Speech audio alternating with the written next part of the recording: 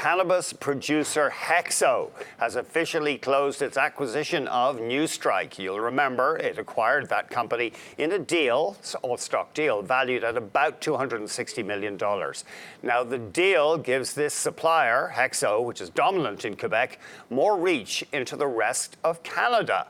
But what about the moves by big competitors such as Canopy into the US market? What's HEXO doing there?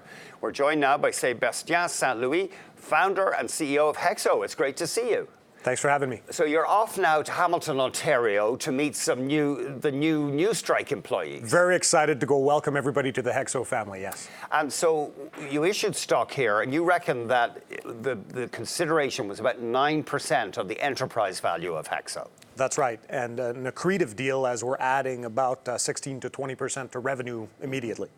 Right, because they've already got sales from their production facilities. That's right, so sales, manufacturing, and a key piece of the acquisition, Andy, was the infrastructure that we immediately added to HEXO. Because I know that CIBC said at the time, NewStrike's deal, much vaunted deal with TheTragically Hip, that was proving a little more troublesome to make blossom because of the restrictions on promotion, for example. Yeah, I think at HEXO we've had a long-standing history now with music. We've had Wu-Tang Clan, Our Lady Peace, but now adding TheTragically Hip, and especially the creative minds of the guys at the Hip, is a fantastic asset. But what are the main things then that NewStrike brings you? So absolute top thing was the immediate access to infrastructure to ramp up into the edibles legislation. Number two was access to the Ontario market with a very, very solid relationship there.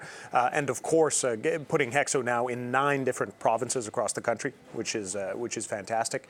And thirdly, of course, we've hedged our cultivation. HEXO is now at 1.8 million square feet of cultivation, with 500,000 feet in Hamilton, and then our 1.3 million square foot campus in Gatineau. Are you going to need all of that capacity? Because CIBC said at the time, we thought that HEXO's existing 108 ton a year capacity was okay. They had enough already. I think it was okay, but this is better. So now we're at 150 tons. HEXO has plans to be a top 2 player in Canada. And for that, when we look at market share, that means that our market share needs to be between 20 and 40%. We look at that total market as being a kiloton market, so 1,000 tons. So working out at 150 ton of productions is a great starting point. Right. So you think, you need to get to 1,000 tons, you said? I think 1,000 tons will be the Canadian market in terms of what's required. And we're shooting for 20 to 40% market share long term. Wow. Now, and you also get indoor growing facilities here. That's right. So indoor growing expertise. And a really interesting thing, because you spoke about the U.S. Entering the U.S. will require a hemp strategy. So NewStrike had a phenomenal relationship with the University of Guelph, one of the best hemp-derived research universities in Canada, and we actually already have some really interesting hemp strains growing. So that paired with HEXO's extraction technology and our ability to clean outdoor field hemp, we're able to remove pesticides, we believe will give us a really good advantage going into the U.S. Now, tell us about your revenue guidance, because you gave guidance of more than $400 million in net revenue for fiscal 2020, which That's right. I guess is next year. Ending July, yeah. Ending July of next year. That's right. Right. So that surprised some analysts. They didn't think you'd get up to 400 million so quickly. I think it surprised just about everybody, and that's why we really wanted to put that commitment out there. HEXO's had a history of executing on its commitments, and we're certainly going to execute on this one. What about the States? Because obviously Canopy is poised, if they buy acreage, to get pretty big in the States. Other companies are looking or going south. You seem to have held back, relatively speaking. I think we're approaching the market a little bit differently. HEXO is not interested in owning a retail footprint. I do see a future where our Powered by HEXO products, in partnership with companies like Molson Coors and our joint venture with Truss, other partnerships that are upcoming in cosmetics and inhalables, we could distribute through existing multi-state operators and also larger platforms in the U.S., which would be considered more traditional, like a CVS or a Walgreens. But you're not interested right now in owning stores going to that level of vertical integration? HEXO's a products company. We're a cannabis technology company. We're really focused on delivering the absolute best cannabis experiences. We'll let the retailers develop that piece of the business.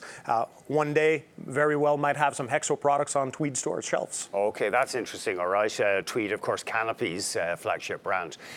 We've been asking asking cannabis CEOs this. Do you use the product yourself? Yes, I do. I find our product is just absolutely fantastic. I use a lot of our sleep products, in fact.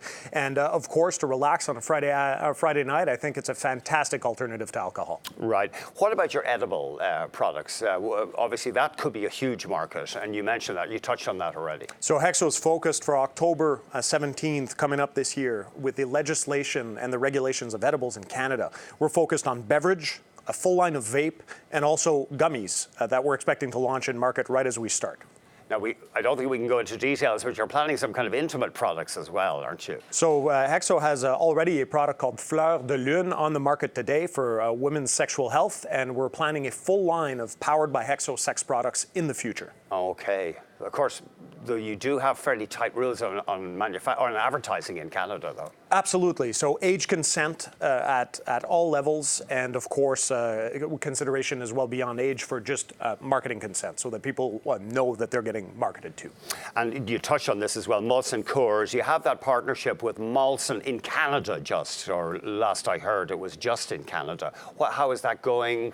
Are you likely to launch beverages with them? So we'll absolutely launch beverages with Molson Coors and our joint venture Truss in Canada, a full product launch as soon as regulations allow. But we're actually taking that joint venture and our partnership with Molson worldwide. So the intention is to go with beverages across the world in countries where it's legal at all levels of government. Of course, yeah. You have to be careful. And that's interesting. So the scope here that you might do a deal with the entire Molson Coors organization globally. Our current deal is with Molson Canada, right? And we're working on the global deal as we speak. Okay, fascinating.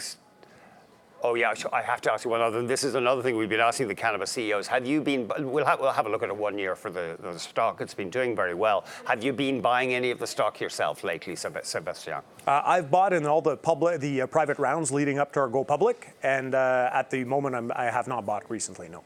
Okay. Have you sold any? I did. Yes, I've did some estate planning. So I have 2 young children at home, and so I took about a 10% position off the table relatively recently to provide for my kids. Okay. Well, Sébastien, I think a lot of people might not blame you doing that. You got to hedge your bets at times. Thank you very much indeed. Thank you. Sébastien St-Louis, founder and CEO at HEXO.